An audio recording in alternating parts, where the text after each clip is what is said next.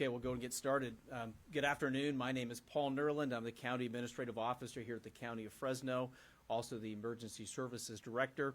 This is a briefing to give you the latest on the storm that is about to hit us. We have a number of speakers today. We've got the National Weather Service here. We have Sheriff John Zanoni. We have Chief Dustin Hale of CAL FIRE. We have Terry Mejerado, our Emergency Services Manager. And our intention is to give you the latest information. I will tell you that late yesterday, the governor added Fresno County to his emergency proclamation. This ensures that we have any and all resources necessary at our disposal to respond to this storm. Unfortunately, the latest forecast continues to give us even higher expected rainfall and historic river flows that will create flooding in multiple areas of Fresno County. The county's emergency services response is fully engaged and collaborating, preparing for this event. Each one of the speakers will share information. I would ask if you can hold questions until the end. We will have an opportunity for questions and answers at the end. At this time, I'm going to ask Kris from the National Weather Service to give you the latest on the forecast. Kris? Thank you, Paul. Good afternoon. My name is Kris Mattarochia. I'm from NOAA's National Weather Service in Hanford, California. The Science and Operations Officer. First name is spelled K-R-I-S. Last name is M-A-T-T-A-R-O-C-H-I-A. This is an unrivaled, unparalleled weather event not experienced in several decades, perhaps back to 1969. Please complete all actions needed to prepare immediately. There will be high water in areas that are usually not impacted, so everyone needs to be ready, even if you live far away from normally impacted high water areas. 2 to 4 inches of rain will fall in Fresno.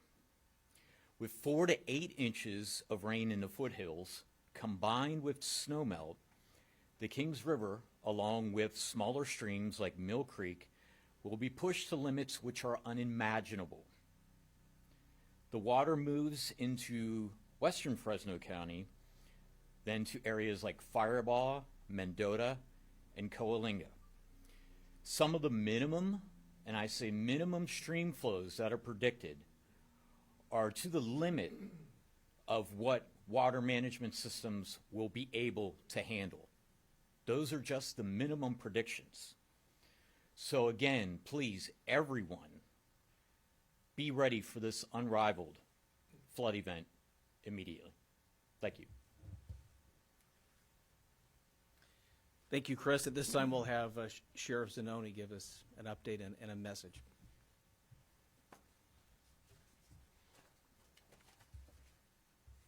Good afternoon. John Zanoni, Sheriff of Fresno County. Thank you for being here this afternoon to help get this message out to our residents of Fresno County, because it is very important. This is, like we've said before, is going to be an unprecedented rainfall with an unprecedented amount of water flow coming down our rivers, our creeks, our stream beds.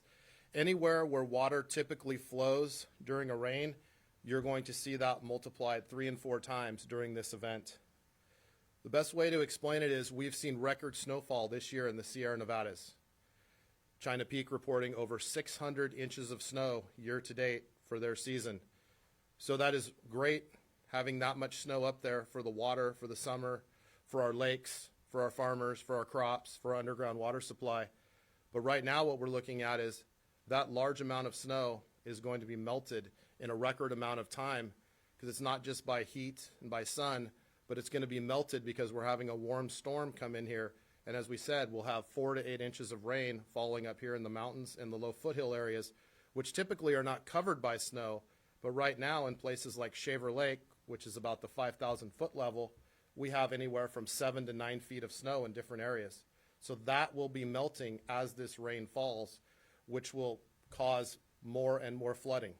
So this is an evacuation warning, but we want people to take it seriously. Make sure you are prepared to leave your residence in the event this warning becomes an order. But Fresno County is over 6,000 square miles. Those of you who live at your residences and on your properties, you know what it's like when it rains. If you've lived there for a period of time, you kind of know whether your house floods. You know whether you have issues with water running through, around, and under your homes. If you typically have those issues, this is going to be much worse, most likely, than it typically is. So do your best. Like, if you need to leave, then leave. Don't wait until it's too late. Once we go into an emergency mode, if that occurs here, it may be impossible, or there may be long delays for members of our office or emergency personnel to come and try to help you because of the amount of calls we have and the amount of service that we may be providing during this emergency. So it's better to leave sooner than later. If you decide to stay, make sure you have enough food, make sure you have enough supplies. If you need medication and things like that, make sure you have that. Because at some point during this emergency, if roads get washed out or excessive flooding, you may be unable to actually get out and get to a store or get to a pharmacy. What I want to say is the areas of the Kings River and the San Joaquin River, those are potentially the locations that are going to be most impacted by this flooding, because the water is going to come down through various channels, through creeks, through our reservoirs like Pine Flat, through Millerton Lake, through the Friant Dam, and then it is going to be released based on the capacity of those reservoirs and how much they can hold. Right now it looks like they can hold a decent amount of water. I believe Pine Flat can hold somewhere in the neighborhood of 500,000 to 600,000 additional acre feet of water, and Millerton Lake is about 230,000 to 250,000 acre feet, and that reservoir holds approximately 500,000 acre feet. But with that said, we have resources deployed throughout our county.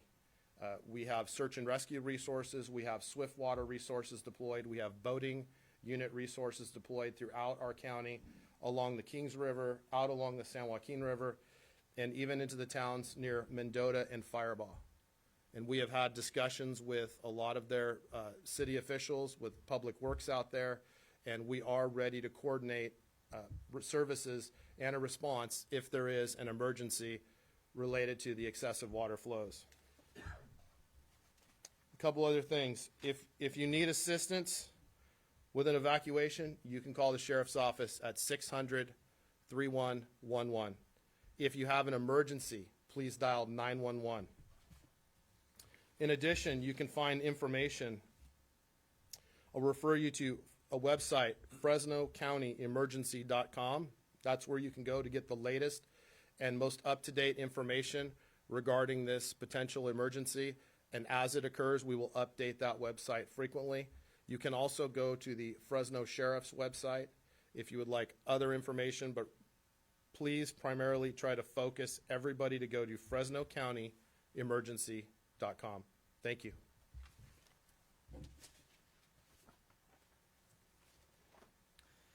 Thank you, Sheriff Zanoni. At this time, we're going to ask Chief Dustin Hale of CAL FIRE to also give us an update. Thank you. Good afternoon, everybody. Dustin Hale, I'm the unit chief for CAL FIRE and Fresno County Fire. And so one of the things that I want to talk about is what have we been doing to strategically plan?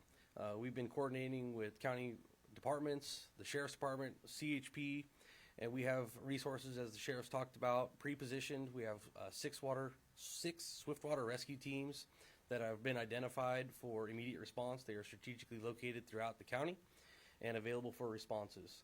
We've been mission tasked through the county, through Cal OES to CAL FIRE, for 5 hand crews. Those crews have been orchestrating sandbagging operations, clearing culverts, and being available to help the public wherever the desired need is. And so some of the things that I want to talk about are the dangers of water and flooding. As we've seen in January, that storm was pretty impactful to all of us. That doesn't seem to be anything near what we're going to see this weekend. So if we can judge the January storm, it's going to be tenfold stronger. And so when we saw the vehicles that were trapped or submerged in the waters, you need to pay attention. If there's water flowing across the road, do not cross that road. You don't want to become part of the emergency. There's no risk that's worth driving across a roadway that has flooded water. One of the things that if people decide to stay, how can you help yourselves? And you can do that by trying to build diking or damming, diverting the water around your prone flooding areas in your house. Or you can pre-plan your house a little bit by gathering your special belongings, putting them on a second story or on a tabletop, something that may give the opportunity to save your belongings if water does penetrate the house, whether it's ankle deep, up to your knees. Whatever you can do to get it off the ground would be your best success for that. But we have strategic partners through everybody. We have a Swiftwater Rescue Team from the City of Fresno, the Sheriff's Department, Fresno County Fire. And so we have the cooperation between all of the local agencies working together. We have an operational plan that we're all on the same sheet of music, and we're all here to work together. And so as the sheriff said, if you have any issues or emergencies, make sure you call 911 ahead of time so that you don't become part of the emergency, so that we're not at risk saving you guys. Thank you. Thank you, Chief. At this time, we're going to have Terry Maharada, who's our Emergency Services Manager, also give you an update. Thank you, Paul. Our Emergency Operations Center is currently activated at a level 1, which is our highest level. We have representatives from throughout the county. We have state partners. We have utility partners. And of course, we include, we have our local law enforcement and fire here, all coordinating together, making sure that we're all getting the latest information and we're able to share across the table instead of across the county. I just want to speak briefly about our evacuation shelters. We had originally planned, and we did open up a shelter this morning at Reedley College, but with the numbers that we're giving that potentially are coming down the Kings River, we got a little nervous about having it there since it's right on the Kings River, and knowing that the city of Reedley has a lot of infrastructure on the Kings River, we've decided to move it. So today, the shelter will be open at 3 p.m., and it will be located at the Sanger Community Center. That's at 730 Recreation Avenue in Sanger. There you will be able, it's an American Red Cross shelter, so you'll be able to take your domesticated pets that can be kenneled, but they can be located with you there at that shelter. But if you have large animals, cattle, sheep, goats, horses that you will need to shelter, we have opened a large animal shelter located at the Fresno Fairgrounds. So you can contact the Fresno Fairgrounds to make arrangements for that. And really what I want to concentrate on is just personal safety. We cannot stress enough to pre-plan. If you know that there are certain medications that you have to have, please have those in a dry area, packaged up in a Ziploc bag, ready to go with you. So if you do decide to try to ride out the storm and then you need to evacuate, you want to have a go bag ready. Make sure that you have at least 3 days worth of clothes for yourself, for your children. I know some people plan ahead and they have a go kit put away. Make sure that that go kit is up to date, and that it may be a couple years since you've touched it. Kids grow, kids need bigger clothes after that. Don't forget about the dogs, the cats. If you need to evacuate and you're taking your pets with you, make sure you plan ahead to have leashes, collars, food, and medication that they need as well. I'd also like to just remind everybody, we all have family members and know people in our community that may have mobility issues, may be confined to their home. Could you please check in on them, and if they need food, if they need water, if they need supplies ahead of the storm. But again, we can't stress enough, all of this needs to be done just within the next couple of hours. The storm comes in later this afternoon, gets increasingly heavy overnight. So once about late afternoon comes today, we're really asking, if you don't have to be on the roads, please don't. It doesn't take a whole lot of water, as Chief Hale said, to all of a sudden your vehicle becomes part of the emergency. Thank you. Thank you, Chair. Last thing I want to say is just the level of collaboration among agencies. I failed to mention our state resources here as well, and we're thankful for that level of collaboration. But at this point, there's a message to our community to be ready. At this point, if you have any specific questions of our team, we're prepared to answer them at this time. So any specific questions? The fact that Governor Newsom declared this an emergency ahead of the storm even getting here, what does that allow for your agencies, and what kind of resources does that allow for? So I can speak briefly to that. So he proclaimed an emergency about the same time that we did here locally, and late yesterday we were added to that proclamation. What that means is it's the level of reimbursement and resources that we're able to help with. And so as we spend money and resources to respond, now we can get additional reimbursement to make sure, and we're going to respond regardless, but it helps us financially now to respond to that. And then there's the recovery. We haven't talked about that. Once this is done, we still have a recovery ahead of us that may include repair of roads, things like that. So that will help us in that regard. This might be to others here, but we've heard from some residents who live in the foothills area. They've gotten big rain before, we've been able to deal, we're not really that worried about it, and, who actually feel like we're overplaying this situation and, kind of making a big deal about it when we shouldn't. Is there anything any of you want to say to just really emphasize, how significant this storm is? Do you want to take that, Sheriff? Yes, I'll go and take that question. Regarding, yes, we have had a lot of big rain here in the foothills before, especially even this year. This has been one of our best rainfall record years that we can remember since probably 1997, before that, going back to the 1982, 1983 year. But we have on top of that is record snowfall. As I said earlier, it's first week of March, and we have in spots 8-10 feet of snow at Shaver Lake. China Peak has 600 inches reported year to date for this season. So this is what you have to realize, is that is compounding this issue. Not only are we going to get record rainfall, but that rain is going to be warm. And that rain is going to have a significant impact on melting those record snow levels, most likely below 5,000 feet. So as Chief Hale said, that's going to cause 5-10 times more runoff than just the record or the big storm rain alone. So that's what people have to take into account. Is last week at this time, there was so much snow between the 4-lane and the end of Highway 168 at Huntington Lake that you couldn't even drive it, that it was closed. So now you take all of that into account, and that this is going to get melted by this record storm that's coming through this weekend with warm rain. So you're going to have a significant issue. So people need to take this seriously. That's why we're taking it seriously. That's why we have Lieutenant Brandon Purcell here from the Sheriff's Office. He is dedicated to handling emergency services for the Sheriff's Office during this event. We have Jared McCormick with the State Office of Emergency Services. So we're prepared because we want to make sure that we don't lose one life in Fresno County because of this incident, because we've known it's coming, we're able to prepare for it, and that's why we're taking these precautions. Other questions?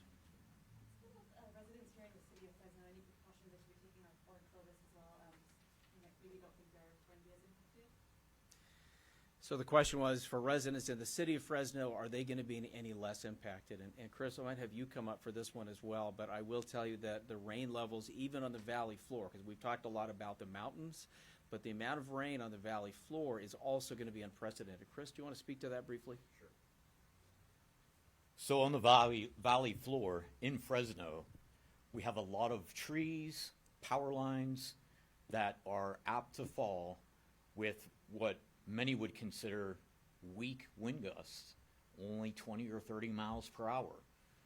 The soils are so saturated from all the rain we've received, it will not take much at all for those trees or power lines to perhaps fall across roadways, fall on top of homes, fall on top of other infrastructure. We also have a threat of thunderstorms with this event on the valley floor. So not only are we going to have winds strong enough to knock trees and power lines and other structures over, but during thunderstorms, we're going to have enhanced wind gusts, and we're going to have enhanced rainfall rates, which can exacerbate the situation over some of these hot spots like Mill Creek, like Kings River. Any message to those who might be considering traveling this weekend, whether in or out of the event? I would say if you could put it off, travel is not advised at all. It's not the time to take the risk, considering what we're up against here. As I said before, this is something that many of us have never experienced before, and we'll see impacts that we are not expecting. So by no means are we suggesting people to go into harm's way. When it comes to this storm, we know it's starting late this afternoon. Until when? And then is there a following storm to be featured of? It's a very good question. So the heaviest rainfall will come starting tonight and overnight. And the streamways and the rivers, when they rise, are going to rise most quickly during the wee hours of the morning. So potentially when people are asleep. If you do have a weather radio, you want to set it to alert. You want to be keeping aware of what is going on overnight if you live in a flood-prone area or in the areas that have the immense snowpack right now, 5,000 feet and below. So that is something to keep in mind. By no means are we done with these impacts and this dangerous weather. It will continue raining into Saturday. There will be impacts from the initial heavy rain, and then we have another heavy rain snow event coming Monday into Wednesday. Although it is a few days early, that could again be one of these warmer systems where we have extensive rainfall amounts on the valley floor and in the foothills. Even beyond that, the storm cycle and our guidance is saying that there could be another impactful storm at the end of next week, potentially into next weekend.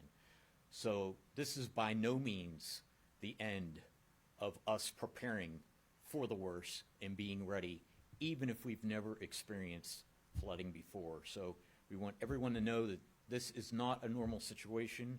This is something that is completely outside the realm of even possibilities that we can imagine as meteorologists. To have feet of snow fall less than 7 days before 2 to 4 inches of rain fall on top of that in the foothills is unimaginable. The snow is fresh. It is very close to the melting temperature, so it is going to contribute greatly to the amount of water that goes into the waterway system across Fresno County. I have a question, and that is about we talked a little bit about the impacts on the cities of like Fresno and Clovis, and we've been watching the retention areas filling in ways we haven't seen for some time because of the drought. And then there's the Dry Creek retention area, which has already a fair amount of water in it. Is there a tipping point for those reservoirs? I mean, there's nowhere to actually pump that water out again. What's going to happen if they overflow?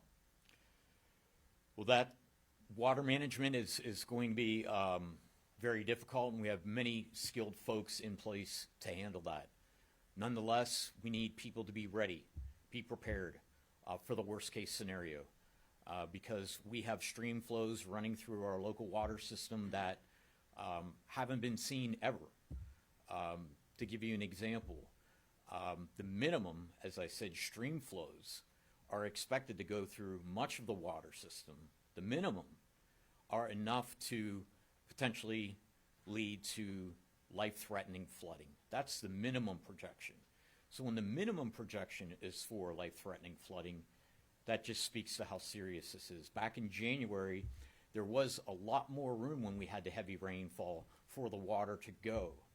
This time around, there isn't as much room for the water to go to because we've been so saturated and because of the heavy snowfall at the lower elevations. When was the last time we had a weather event like this?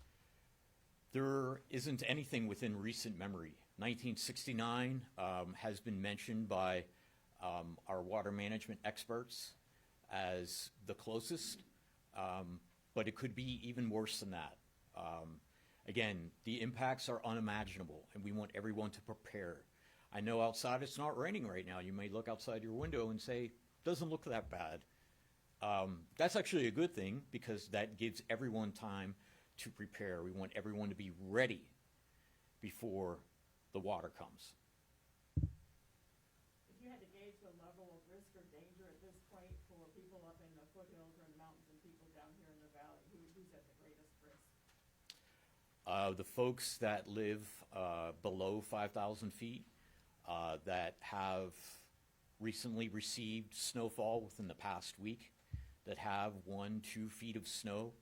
Those are the areas great at risk because not only are they going to see heavy rainfall, but the warm air is going to allow the snow to melt and release water and add to the overall water total that is going to go into the local streamways. So those folks are most at risk, but that water is going to continue throughout the rest of Fresno County. So just because you don't live at a high elevation, by no means should you let your guard down. Real quick, if you don't mind, can I speak to just? Sure.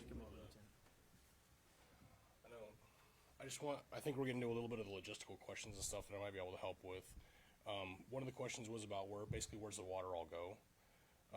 The way that the water structures are set for Millerton and for Kings River is they flow down and they both kind of end up out west. So a big part of our focus is what this is going to look like out west. A general flow of water from, let's say, Pine Flat to get out to Firebaugh. We do have a lot more time. So that is a big thing that we're dealing with municipalities to prepare them for that. But we are going to have a little bit more time with the west water, assuming that all of our levees and stuff hold. But eventually all of that water does go out west. Along the Kings River, some of it diverts south out near Lemoore, but it's going to depend on how much water that can take. For the San Joaquin River, some of that will divert up through the Chowchilla bypass, but it's going to, again, depend on how much water they can take there. So a lot of this is going to be kind of an in-progress movement of the water. We're just trying to keep an eye on those western spots that can take only a certain amount. And I think the other question was specifically regarding areas of concern. Mountain areas, we have a little bit of a different message. We know that we've pushed out for them to prepare to shelter in place potentially. With the additional rain coming in, there is a little bit more of a concern with roof lines because the snow on your roof is going to get a little bit heavier on top of the snow. So keep an eye on that. Again, if you have concerns, call us. Like Sheriff Zanoni was saying, call us for 911 if it's an actual emergency. If you have concerns and you want to let us know about things, call us at the 600-3111 number. And for a different concern, which is the valley floor, it's really just along the riverways right now. Specifically, the Kings River is our biggest concern. That's where a lot of our rescue efforts are being pre-staged, is both in the mountains for snow-related rescues, and then on the valley floor, we're staging along the San Joaquin River out west, and then we're staging rescue vehicles along the Reedley-Kings River area in case we need to do water rescues. But regarding specifically the question about travel, if you don't have to travel right now and you're on the roadways, you're being pretty irresponsible. We need you to stay off the roadways because you're pulling resources from people who need it. If you get stuck in your car and we have to do a rescue, that's preventing us from rescuing somebody else who didn't make a bad decision. So just be responsible with your driving is our big message that we're trying to put out with that. I'm sorry, can I follow up? You said something about the levees before, and our levees really haven't been tested because of the drought for some time. With this additional pressure kind of coming all at once, who's watching out for them? All of us. We have levee districts and stuff that are part of our teams. We have water boards that are part of it, Kings River Water Association, the San Joaquin Valley Levee District, I think it's referred. Yeah, everybody. And, that's the whole point of this EOC is to get everybody in the room so that we can brief regularly and we have direct contact with everybody so that there is no lag in communication. Everybody is kind of compartmentalizing, dealing with exactly what is within their wheelhouse. And then overall within the command, we have the county OES overlooking the entire operation. Any other questions?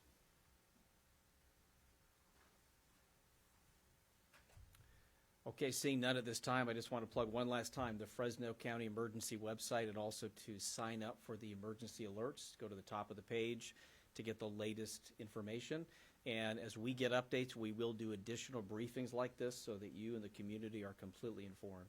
Thank you very much.